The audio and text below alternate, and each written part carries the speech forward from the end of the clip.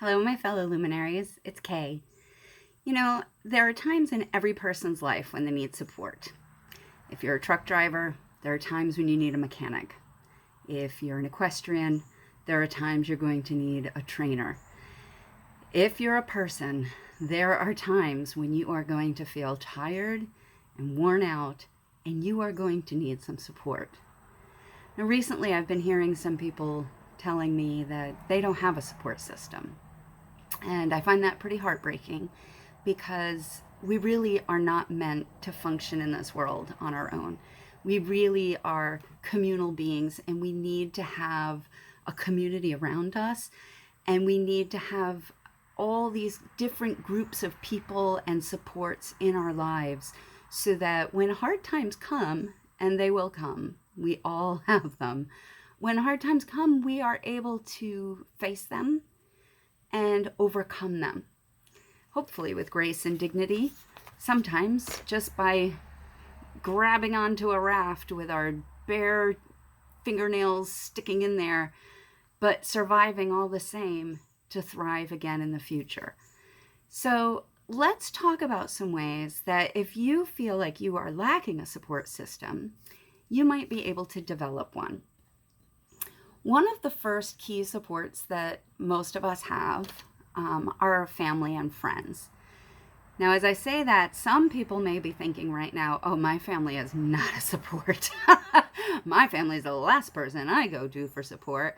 And unfortunately, a lot of us have that experience where the people who, by genetics, are supposed to be there for us through thick and thin, for some reason aren't. They may have been abusive, they may have been abused themselves, and so lack the ability to connect with us in a meaningful way. They may just be wrapped up in their own lives and not able to see our needs. Sometimes they're just far away. We live in a very mobile society, so sometimes the people who love us the most can't provide us with the support that we need. So we need to find a way to build that support. And, I'm very fortunate. My sister is by far my best support. Like, she is the person that I rely on for all of my emotional stability, pretty much. But I also have some really good friends, and some of them have moved away. But we have really started using social media and phone and Zoom to be able to connect. And we can do that now in a way that we never could before.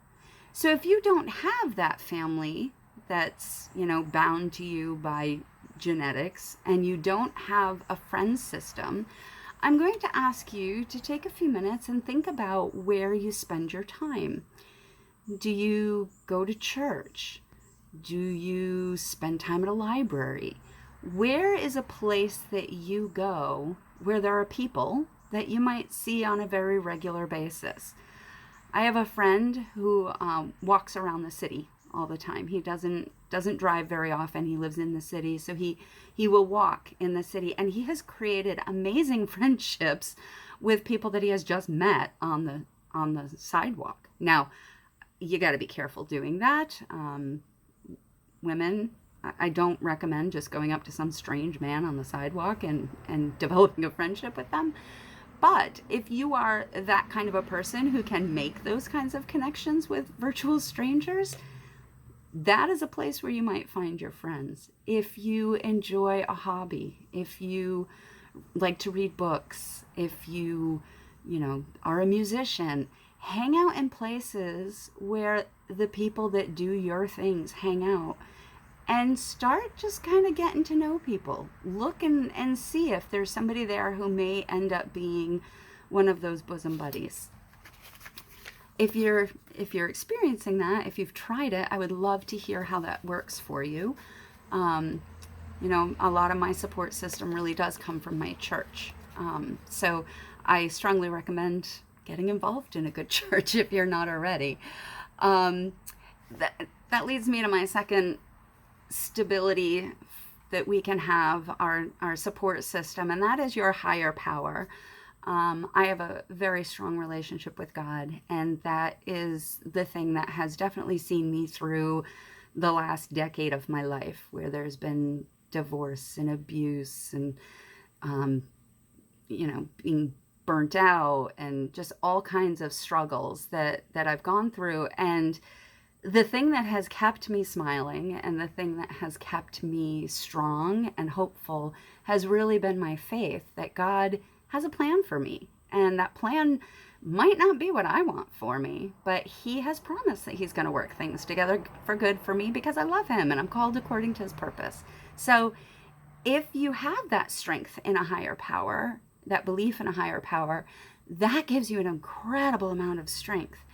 And so figure out what you believe. Take some time, do some journal writing, go out in the woods, meditate, and ask yourself, maybe pray, even if you've never prayed before. Say, God, are you there? Who are you? And make yourself known to me. And I believe He will. And, some people, nature is kind of their higher power, and they go out and they find a lot of peace being there. I spend a lot of time in the Bible in the morning and praying. I pray in little bits during the day. Kind of, some of them are, "Dear God, help me not to lose my mind." And those are good prayers. Like, they're honest prayers. So finding that inner belief in a higher power is a really important thing for all of us. We are spiritual beings. So it may not be God that you connect with, but there definitely is a need in humanity to understand ourselves as part of something bigger than ourselves. And yet, ourselves can be a huge, huge source of strength when we are going through a hard time. So the word resilience is the word that comes to mind. When we have gone through hard things and we've come through the other side, that's resilience. And so the more we struggle and the more we overcome those struggles, the more resilient we become. And that is a gift that we give ourselves by not quitting, by saying, this is really hard, but I'm not going to give up. I read something years and years ago. I was just a child, in a Reader's Digest condensed book. And the author said that he does one thing every day for no other reason than that he doesn't want to do it. And he said that the reason he does that is because he wants to create a habit of doing things he doesn't like, so that when he's faced with things that he really hates, he has a habit of succeeding in things he doesn't want to do. And I think that's brilliant. It really is brilliant. For me, sometimes it's just, I don't want to wash the dishes right now. I'm going to go wash the dishes anyway, just because I don't want to. And that's a way of us building resilience in ourselves. When we take care of our physical bodies, when we nourish ourselves with healthy food and we get outside and have exercise, these are ways that we allow ourselves to develop into one of our own support systems where we can rely on our mental resilience and our physical health to help us when things are hard. The final piece that I want to talk about is professional support. Now, I started by mentioning that if you're a truck driver, there are times you need a mechanic. I have a car, like most of us do, and I know how to change my oil cerebrally. I know all the steps to take. I'm not going to change my oil. I don't want to do it. Maybe I should, because that's what we talked about in the last piece, but really it's not the place that I want to invest my time. So I very often need the help of a mechanic. And I don't want some Joe Schmo down the road who just got his license and says, "Oh, I can change your oil for you." No thanks. I think I'll go to the professional for that. If I need a doctor, I go to the doctor for my annual exam. I'm not going to go to somebody who says, "Oh, I watched ER once. I can give you an exam." No. I want the person who went to medical school, who studied anatomy, who knows how my body works to tell me whether my body's doing okay. Well, there are times when we need a professional.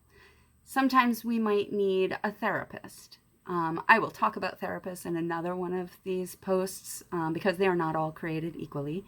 But when you find a good therapist, one who is aligned to your values and cares about you and has the ability to challenge you on your crap, but also support you in your difficulties. It's an amazing, amazing support system. You may have problems with eating disorders. My family tends to overeat. I overeat. I've gained a lot of weight in the last year. And so there are times where you might need to hire a nutritionist or some other professional, that is going to be able to kind of keep you accountable and give you a little guidance. So I would also challenge you to take a few minutes and look at your life and say, where are the strengths that I have? I come from a very strengths-based perspective.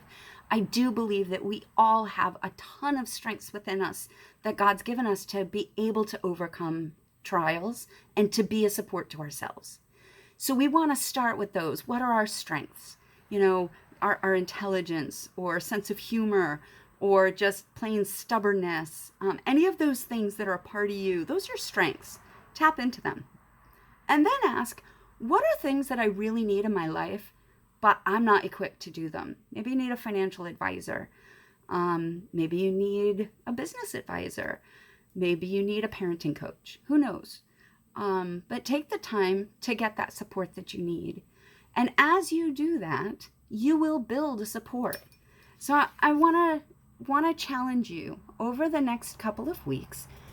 Look around you. Who are your friends and your family, your personal community that you either have or you can develop? So if you don't have them, try making a plan to develop them. What are your strengths? What are the things that you have about yourself that when you look at what you've lived through and you say, wow, I did that. That's really amazing that I did that. Hold on to those. Use those strengths. Build upon them. What about your higher power? Who is it or what is it that you can look to and say, the world is bigger than me? As big as my problems are right now, they're not going to be the end of the world, because there is a world bigger than me. And there's somebody out there who is big enough to help me with this. So I don't have to feel like I'm going to be overwhelmed or I have to give up. I can do this. And then finally, who's the professional support that you might need? If you are interested in getting some support for this, you can definitely reach out to me.